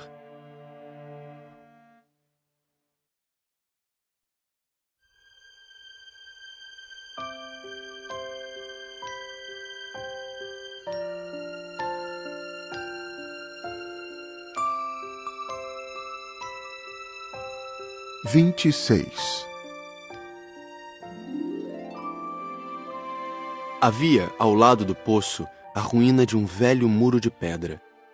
Quando voltei do trabalho, no dia seguinte, vi de longe o meu pequeno príncipe sentado no alto, com as pernas balançando, e eu o escutei dizer: Tu não te lembras, então? Não foi bem esse o lugar. Uma outra voz lhe respondeu, porque ele replicou em seguida: Não, não estou enganado. O dia é este, mas não é este o lugar. Prossegui em direção ao muro. Não enxergava nem ouvia ninguém a não ser ele. No entanto, o príncipezinho replicou novamente: Está bem. Tu verás na areia onde começam as marcas dos meus passos. Basta me esperar. Estarei lá esta noite. Estava a 20 metros do muro e continuava a não ver nada. O pequeno príncipe disse ainda após um silêncio: O teu veneno é do bom? Estás certa de que não vou sofrer por muito tempo? Parei, o coração apertado, ainda sem compreender nada. Agora, vai-te embora. Eu quero descer. Então baixei os olhos para o pé do muro e dei um salto. Lá estava, erguida para o príncipezinho, uma dessas serpentes amarelas que nos liquidam em 30 segundos.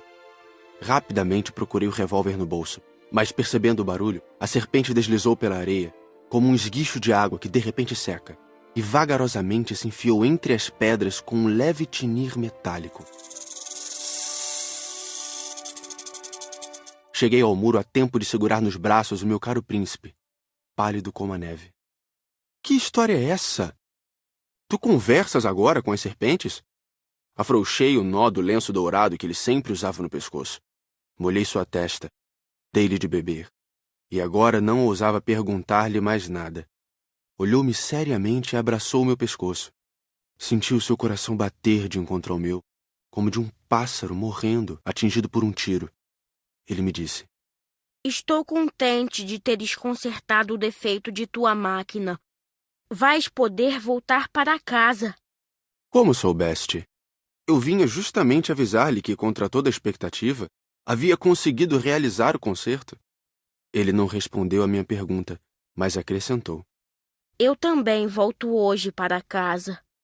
Depois, tristonho, disse: É bem mais longe, bem mais difícil. Eu percebia claramente que algo de extraordinário se passava. Apertava-o nos braços como se fosse uma criancinha. Mas tinha a impressão de que ele ia deslizando no abismo, sem que eu nada pudesse fazer para detê-lo. Seu olhar estava sério, vagando no além. Tenho o teu carneiro, e a caixa para o carneiro, e a mordaça. Ele sorriu com tristeza. Esperei muito tempo. Sentia que seu corpo aos poucos se reaquecia. Meu caro, tu tiveste medo. É claro que tivera. Mas ele sorriu docemente. Terei mais medo ainda esta noite. O sentimento do irremediável me fez gelar de novo. E eu compreendi que não poderia suportar a ideia de nunca mais escutar esse riso. Ele era para mim como uma fonte no deserto. Meu caro, eu quero ainda escutar o teu riso. Mas ele me disse: Faz já 1 ano esta noite. Minha estrela estará exatamente sobre o lugar onde cheguei no ano passado. Meu caro, essa história de serpente, de encontro marcado, de estrela, não passa de um pesadelo, não é mesmo? Mas ele não respondeu a minha pergunta. E disse: O que é importante não se vê. Sim, eu sei. É como com a flor. Se tu amas uma flor que se acha numa estrela, é bom de noite olhar o céu. Todas as estrelas estão floridas. É verdade. É como a água. Aquela que me deste para beber parecia música, por causa da roldana e da corda. Lembras-te como era boa? Sim, lembro-me. À noite, tu olharás as estrelas. Aquela onde moro é muito pequena para que eu possa te mostrar. Minha estrela será para ti qualquer uma das estrelas. Assim, gostarás de olhar todas elas. Serão todas tuas amigas, e também eu te darei um presente. Ele riu outra vez. Ah, meu caro, meu querido amigo, como eu gosto de ouvir esse riso. Pois é ele o meu presente. Será como a água. Que queres dizer? As pessoas veem estrelas de maneiras diferentes. Para aqueles que viajam, as estrelas são guias. Para outros, elas não passam de pequenas luzes.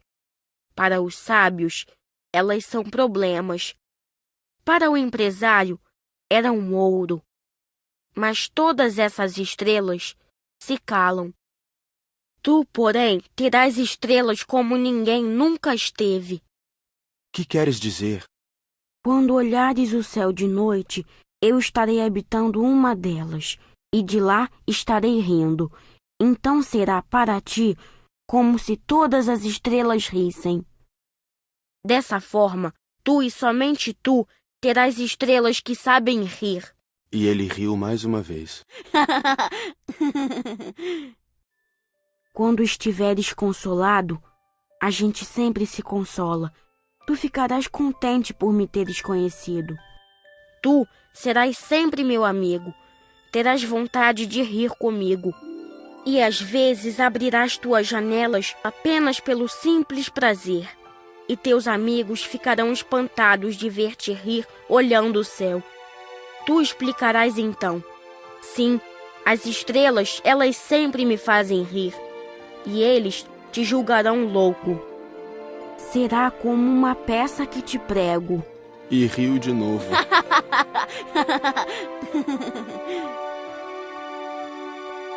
Será como se eu te houvesse dado, em vez de estrelas, montes de pequenos guizos que sabem rir.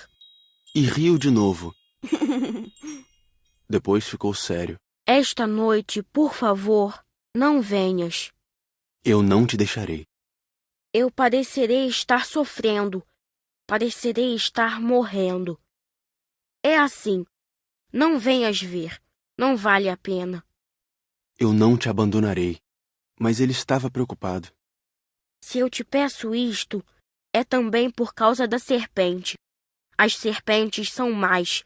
Podem morder apenas por prazer. Eu não te abandonarei. Mas uma coisa o tranquilizou. É verdade que elas não têm veneno para uma segunda mordida. Naquela noite, não o vi partir. Saiu sem fazer barulho.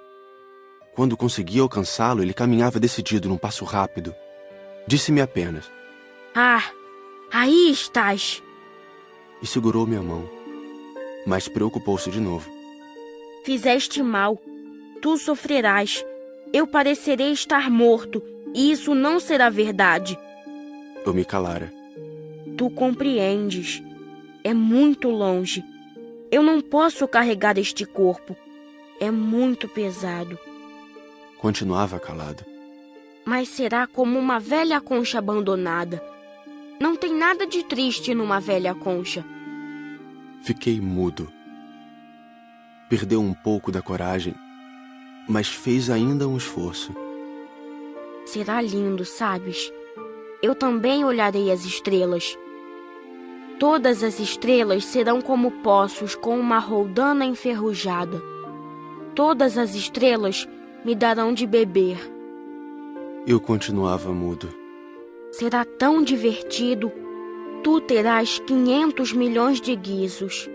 Eu terei 500 milhões de fontes. E ele também se calou, porque estava chorando. É aqui. Deixa-me ficar só. E sentou-se, porque tinha medo. Disse ainda: Tu sabes, minha flor, eu sou responsável por ela. Ela é tão frágil, tão ingênua. E tem apenas 4 pequenos espinhos para defendê-la do mundo. Eu me sentei também, pois não conseguia mais ficar de pé. Ele disse: Pronto. É isso. Hesitou ainda um pouco, depois levantou-se. Deu um passo. Eu não podia mover-me. Houve apenas um clarão amarelo perto da sua perna. Permaneceu por um instante imóvel. Não gritou. Tombou devagarinho, como tomba uma árvore. Nem fez sequer barulho, por causa da areia.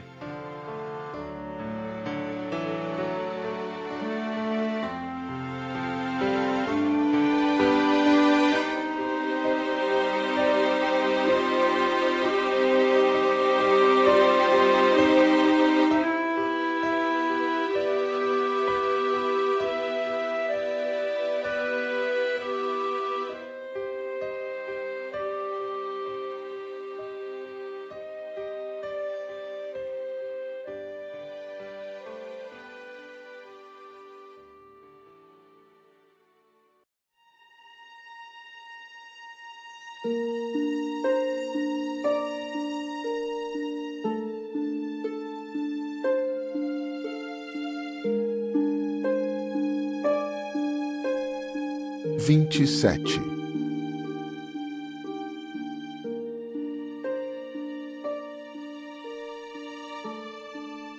E agora já se passaram 6 anos. Jamais contar essa história. Os companheiros que me encontraram quando voltei ficaram contentes de me ver são e salvo.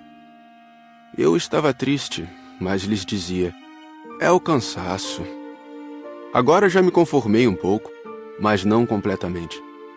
Tenho certeza de que ele voltou ao seu planeta, pois ao raiar do dia não encontrei seu corpo. Não era um corpo tão pesado assim. E gosto à noite de escutar as estrelas. É como ouvir 500 milhões de guizos. Mas eis que acontece uma coisa extraordinária. Na mordaça que desenhei para o Pequeno Príncipe, esqueci de juntar a correia de couro. Ele não poderá jamais prendê-la no carneiro. E então eu pergunto: o que terá acontecido no seu planeta? Talvez o carneiro tenha comido a flor. Certamente que não. O príncipezinho guarda sua flor todas as noites na redoma de vidro e vigia atentamente seu carneiro. Então eu me sinto feliz. E todas as estrelas riem docemente. Ou penso: às vezes a gente se distrai e isto basta. Uma noite ele esqueceu